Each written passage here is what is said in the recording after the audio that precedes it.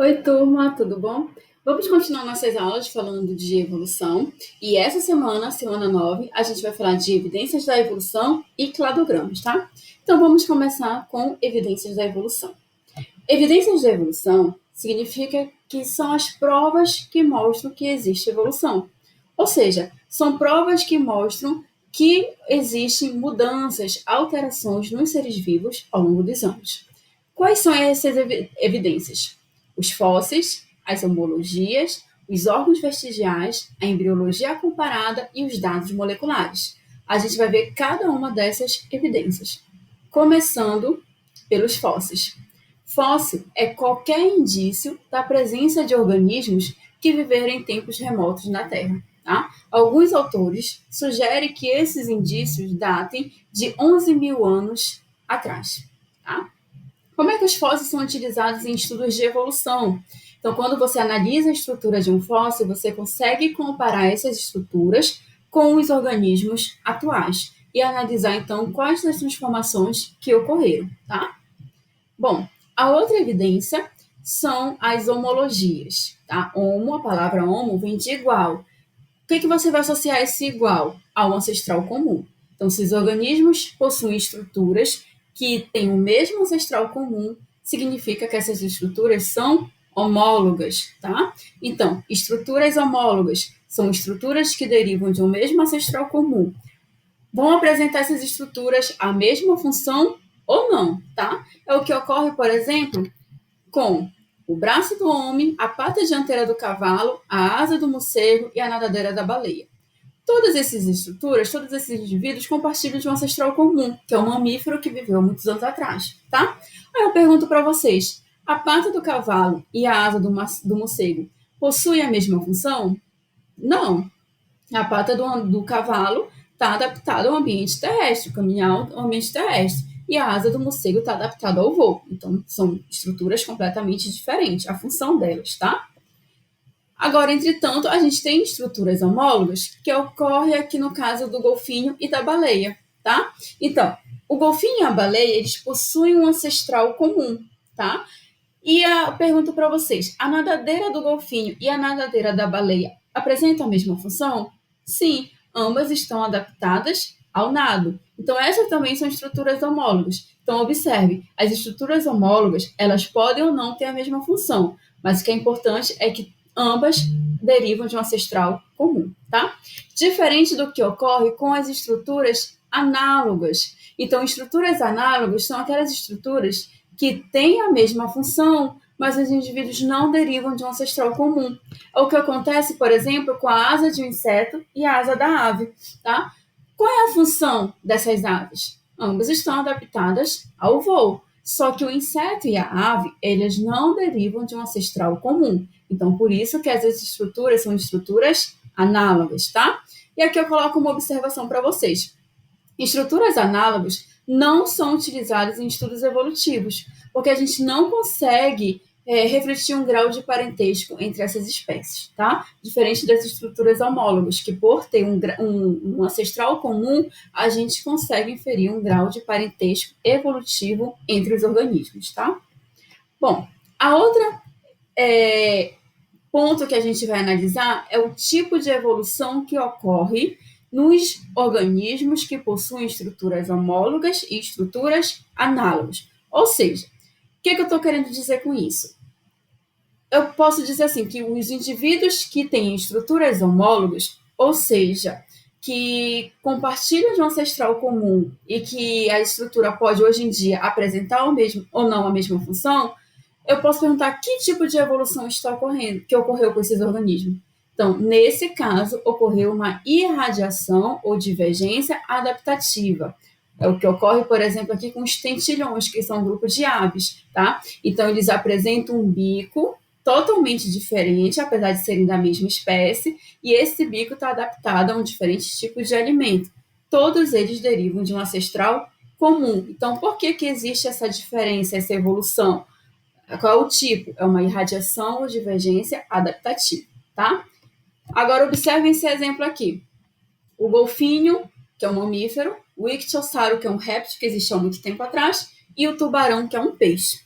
Esses 3 organismos não compartilham de um ancestral comum, mas analisam o corpo desses organismos. Então, são semelhantes. Por quê? Porque estão adaptados ao nado, né? Então, a seleção natural modificou o corpo deles a ponto para eles serem adaptados a um ambiente marinho, tá? Então, eles não compartilham de um ancestral comum, são estruturas análogas, tá? A mesma coisa aqui, olha, quando a gente analisa um anfíbio, o réptil e o mamífero, tá? Ou seja, o sapinho, o crocodilo e o hipopótamo. Esses organismos também não derivam de um ancestral comum, mas analisa aqui os olhos desses organismos e a narina. Então, todos são muito parecidos, né? Bem parecidos. Ou seja, está adaptado a essa vida, essa parte da vida deles na água, tá? Então, que tipo de evolução ocorreu com esses animais? Uma convergência ou evolução convergente. Ou seja, é aquela evolução que ocorre com indivíduos que têm em comum umas estruturas análogas, mesma função, mas não derivam de um ancestral comum, certo? Bom, a outra evidência são os órgãos vestigiais. Então, são aqueles órgãos que um grupo de indivíduos ele está atrofiado, tá? E em outro, ele é muito bem desenvolvido e de extrema importância. É o que ocorre, por exemplo, com o apêndice. Então, quando a gente analisa aqui, olha, o apêndice no coelho e o apêndice nos seres humanos, que é essa pontinha amarela. Então, quando a gente consegue observar que no coelho, o apêndice ele é muito bem desenvolvido e ele é maior, né? Então, ele tem a função ali na digestão da celulose. Bom, até então a gente achava que o apêndice nos seres humanos não tinha função, tá? Só que em 2007 saiu um estudo no qual dizia que o apêndice contém bactérias que auxiliam no processo de digestão, certo? Bom, o cóccix também, alguns autores sugerem que o cóccix, que é esses ossinhos no final da nossa coluna, eles também são órgãos vestigiais, né, que mostram que os nossos antepassados tinham uma cauda, né, os organismos que a gente derivou, então, tinham uma cauda, tá? Bom, alguns autores também sugerem que o cóccix não tem função, enquanto que outros dizem que não, que o cóccix tem sim uma função no nosso corpo, tá? Bom, o outro é a embriologia comparada, no qual a gente analisa os embriões de vários organismos e compara. É o que ocorre, por exemplo, aqui quando a gente analisa o embrião do tubarão, da salamandra, do lagarto, do gambá, do macaco e do homem. Logo no início do processo embrionário, os óvulos são muito parecidos, olha só. E à medida que o embrião vai se desenvolvendo, eles vão se diferenciando. Mas quando a gente compara aqui a última fase, olha só, do estágio embrionário do macaco e do homem, a gente consegue perceber que são muito parecidos, não é?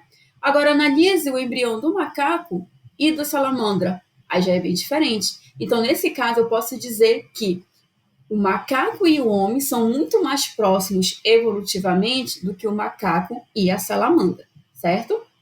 Bom, e a última evidência são os dados moleculares, né? Então a gente sabe que todos os organismos, todos os seres vivos, possuem nessas moléculas o DNA, tá? Então, dentro do DNA, a gente tem um gene, que é uma porção dessa molécula de DNA. Então, olha aqui, a gente tem a molécula de DNA e a gente tem a porçãozinha que são os genes. Esses genes, então, são transcritos em RNA, na molécula de RNA, que são traduzidos em proteínas, tá? Então, todos os organismos possuem essas moléculas, tá?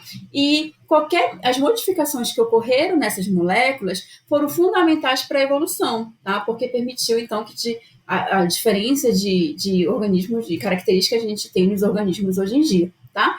E assim, comparando a sequência de DNA de organismos, a gente consegue estabelecer o grau de proximidade entre eles. Ou seja, quando eu comparo a sequência de DNA de um organismo e ela for muito próxima, muito semelhante a de um outro grupo de organismo, significa que eles são muito mais próximos evolutivamente, tá? É o que ocorre, por exemplo, com o selacanto, que é esse peixe aqui. Então, é um peixe, só que quando a gente compara o genoma, digamos assim, desse peixe, a gente percebe, olha aqui, que ele é muito mais próximo aos peixes pulmonados e aos mamíferos do que os outros peixes, tá ok? Bom, Então, essas foram as evidências da evolução. E a gente vai analisar agora como é que a gente estuda, analisa um cladograma. O que é um cladograma? São representações das relações evolutivas entre os seres vivos. Tá? A gente chama de cladograma, mas em algum momento vocês vão ver também árvore filogenética. Tá? Bom, primeiro, o cladograma, uma árvore filogenética, ela é composta por uma raiz, ramos, nós e terminais. Isso quer dizer, professora? Então, olha só. Aqui vocês estão vendo aí a pontinha da árvore que está indicando raiz? Então, a raiz, ela representa a linha ancestral e as ramificações representam os descendentes desse ancestral, tá? Bom, aí vocês estão vendo o nó? Cada pontinha desse vai se ramificando no nó. Então, o nó é o ponto de onde partem as modificações. Elas representam o ancestral comum para todos os grupos acima dele, tá? Bom, a gente também tem os terminais, que é o composto pelos grupos de seres vivos, tá?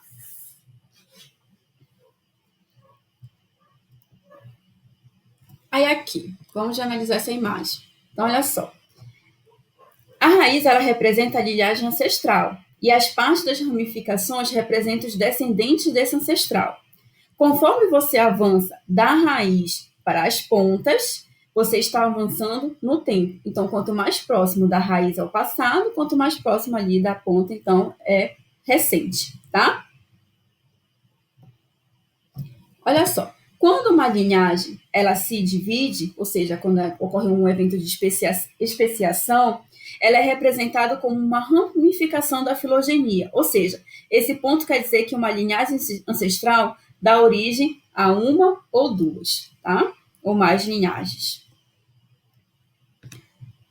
Aqui, cada linhagem tem seu ancestral, que são os únicos, que está representado pela cor azul, e tem ancestrais que são partilhados, ou seja, tem características que são partilhadas com outros ancestrais, que é o que a gente chama de ancestral comum, que está representado aí pela cor verde, tá?